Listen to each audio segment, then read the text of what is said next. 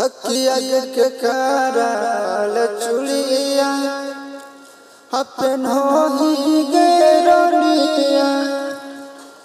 अपन हो ही गेरोनिया तके कहराले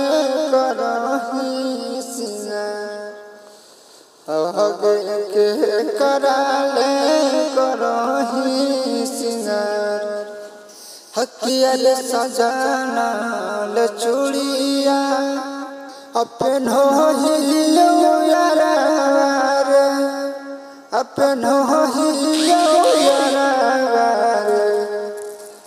तोरे खातिर करहो सिंगार आगे कोई तोर बियाह होलो भेजल नहीं खबरवा अतुड़ी देले प्रेम के डोर किया हलो जबरी से कहलियो यार अरु कह तोलना अखिया चलो